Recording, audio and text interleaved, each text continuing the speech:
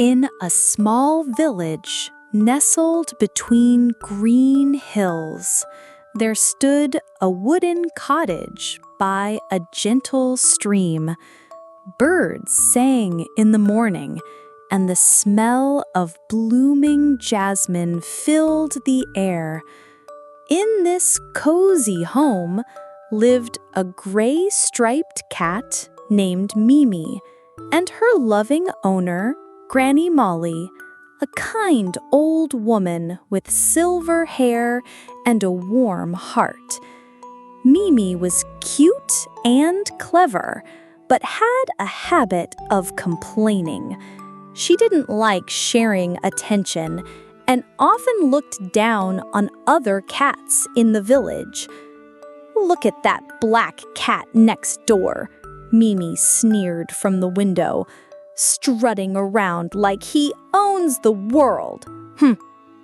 Granny Molly, watering her flowers outside, chuckled and replied gently, "If you look at the world with kindness, my dear, you'll find beauty in every tail and paw." Mimi didn't quite understand what Granny meant. "I'm just speaking the truth," she muttered, flicking her tail.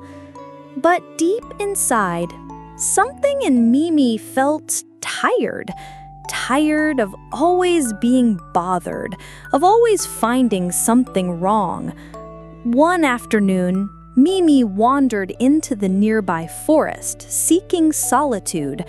Her paws crunched over dry leaves, and she grumbled to herself about the noisy birds and itchy grass. Then she spotted an old tortoise resting under a large fig tree. His name was Uncle Shadow, the forest's ancient storyteller. "Oh, great," Mimi muttered. "Another one of his never-ending tales." Uncle Shadow slowly opened one wise eye. "Not all stories are for fun, young one. Some are like mirrors for the heart." Mimi raised an eyebrow. "Mirrors? In the forest?" Uncle Shadow smiled. "Far beyond the western hill lies a hidden cave. Inside, there's a magic mirror. It doesn't reflect your fur or your whiskers. It reflects your thoughts. If your heart is kind, it shines with light.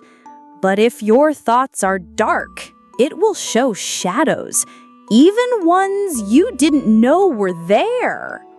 Mimi scoffed. "Sounds dramatic."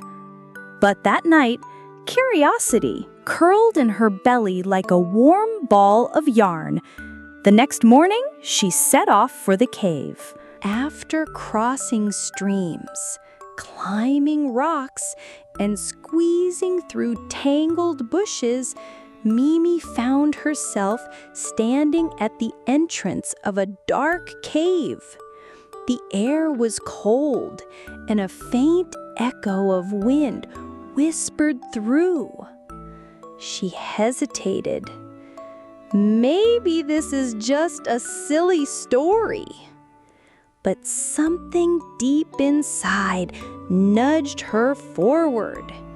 She padded in slowly, her paws echoing softly.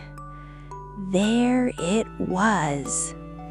In the center of the cave stood a tall, mysterious mirror, framed with old vines and glowing slightly from the light that trickled in through a crack in the ceiling.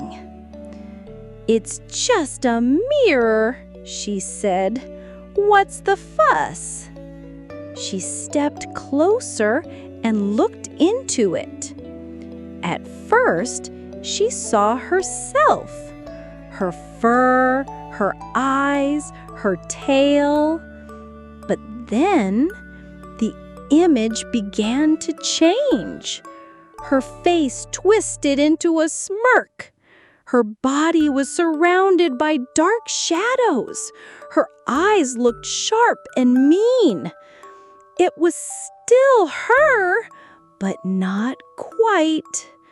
Mimi gasped and stepped back. "That's not me!" A voice echoed from the mirror.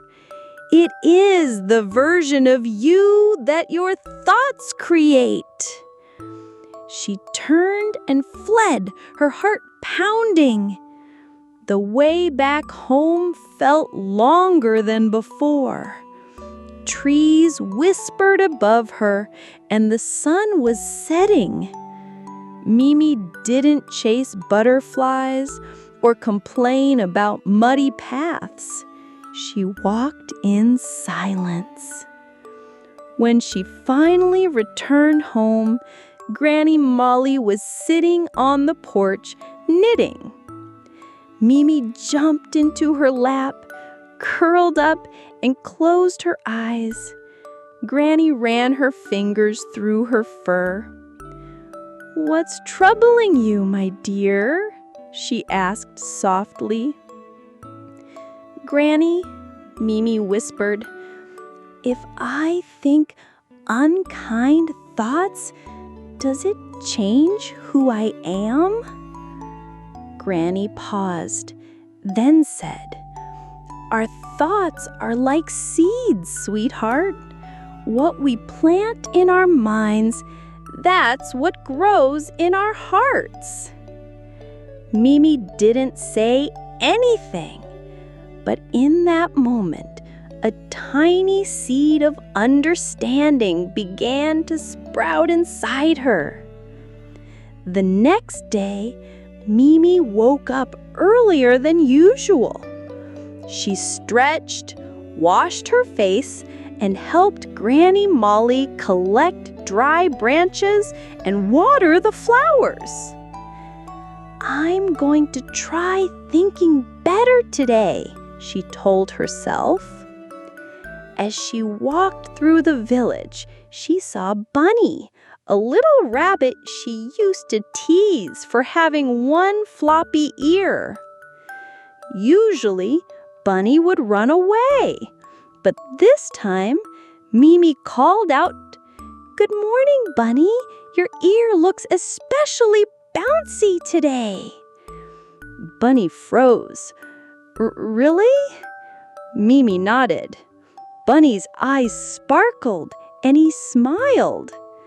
Mimi felt something warm in her chest. It felt nice.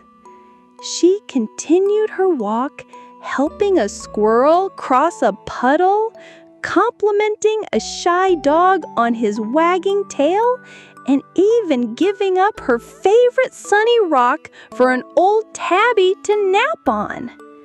By evening, she was exhausted but happy.